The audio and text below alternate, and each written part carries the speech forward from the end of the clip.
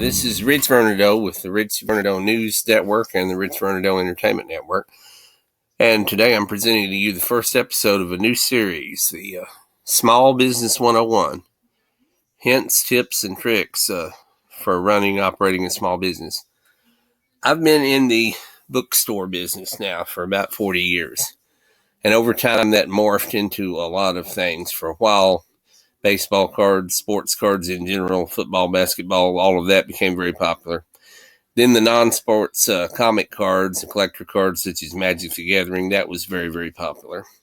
And at each point, I would ride the wave of what was popular at the time and order and sell a lot of that, along with the new comics that came out every week through Diamond Comic Distributors, the Marvel, DC, Image, etc., particularly during the 90s. Baseball cards were extremely hot from 87 until about 94 when the bottom fell out.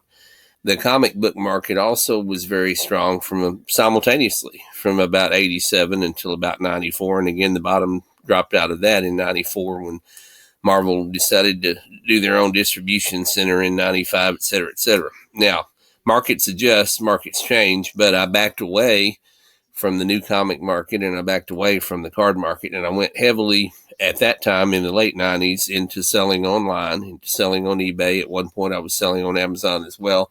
At one point I was selling on Bonanza as well. But the storefront operation has always been the daily bread, as they say, the bread and butter.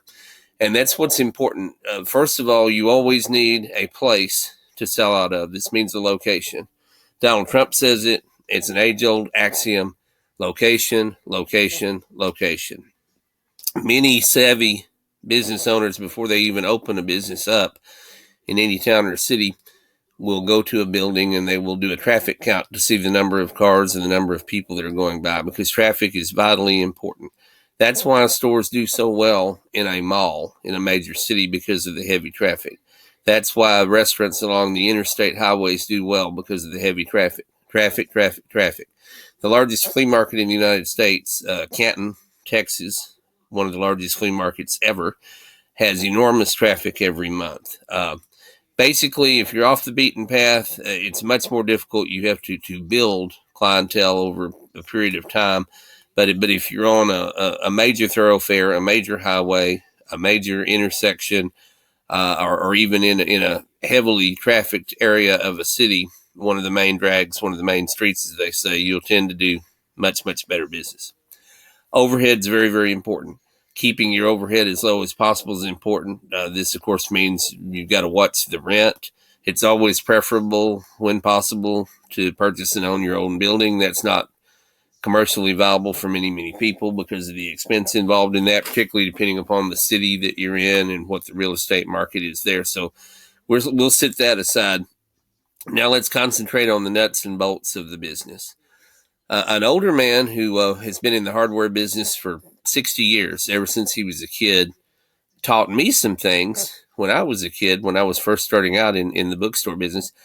I talked to this hardware guy because he used to come in when baseball cards were hot. And I asked him, what can you tell me about business? And he said, your competitors can never put you out of business. He said they can take the icing off the cake, but they can't put you out of business. He said, your suppliers will put you out of business faster than your customers will.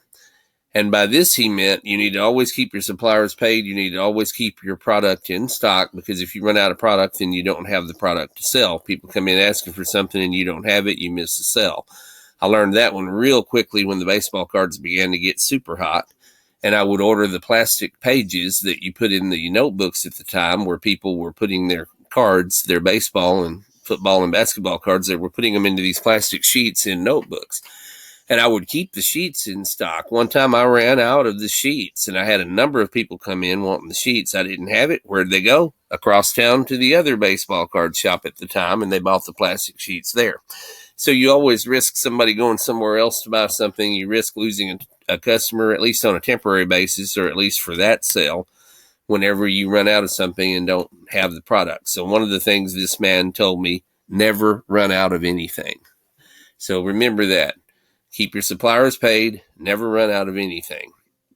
Okay, continuing on this same train of thought, there's another old Jewish saying, and this is what I was told by a man who had been in the antique business. And he said, you make your money when you buy. Okay, Economics 101.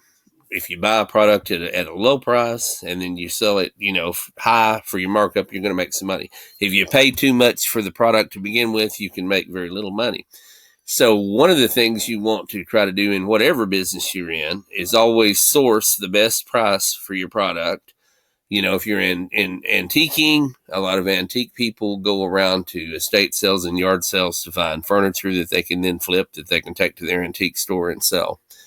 If you're in whatever business you're in, you want to try to source your product at the best price possible where you can have the maximum markup.